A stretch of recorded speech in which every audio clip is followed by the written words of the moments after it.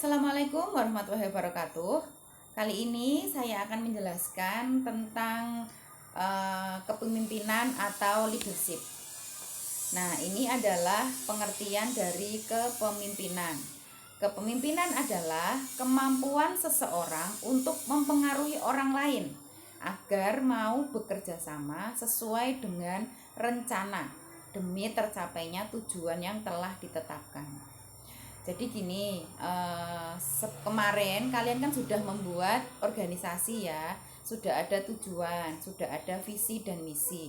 Nah, peran dari kepemimpinan di sini adalah bagaimana kalian selaku pemimpin mengarahkan bawahan untuk bekerja sama sesuai dengan kemampuannya untuk mencapai tujuan organisasi.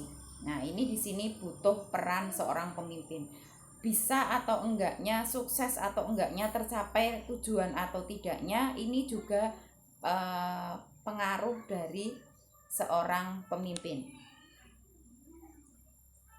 Nah, ini sumber-sumber kekuasaan atau pemimpin, sumber-sumber kekuasaan yang diperoleh atau didapatkan oleh seorang pemimpin. Yang pertama dari kepakaran.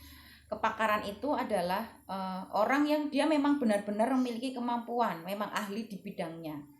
Jadi kekuasaan muncul karena adanya keahlian atau keterampilan yang dimiliki oleh seseorang. Contohnya, seseorang menjadi profesor di kepala bagian riset dan teknologi. Ini karena memang orang tersebut memang dia ahli di bidangnya. Yang kedua, karena paksaan melalui penunjukan atau kekuasaan seseorang. Jadi misalnya seorang manajer ditunjuk oleh direkturnya, kamu si A si B sebagai manajer, menjadi manajer kepala produksi, menjadi manajer kepala pemasaran. Nah, ini berarti dia mendapatkan kekuasaan karena ditunjuk atau dipaksa. Yang selanjutnya, karena balasan atau reward. Jadi misalnya seseorang dia berjasa menyelamatkan perusahaan dari kebangkrutan. Maka karena untuk membalas jasanya, orang tersebut diangkat menjadi manajer keuangan. Nah, ini adalah penunjukan seseorang menjadi pemimpin atas kontribusi yang diberikan. Yang keempat, legitimasi atau legitimate power.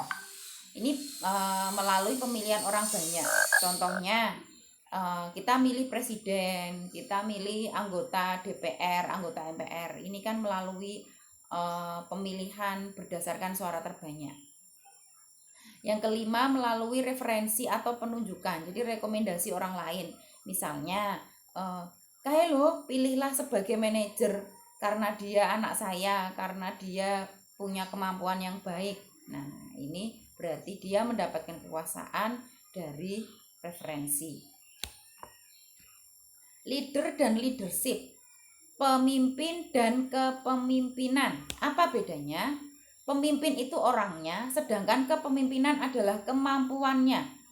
Jadi kemampuan seseorang itu disebut kepemimpinan. Setiap orang bisa jadi pemimpin, tapi tidak semua orang bisa punya ilmu kepemimpinan. Saya bisa jadi pemimpin, Anda bisa jadi pemimpin, tapi apakah kita bisa punya kemampuan yang sama untuk mengarahkan seseorang? Nah, ini di situ bedanya. Kepemimpinan adalah suatu disiplin yang dibentuk dalam sebuah kelompok. Nih, kepemimpinan adalah memimpin orang lain untuk mengambil langkah efektif. Ini beberapa pengertian kepemimpinan.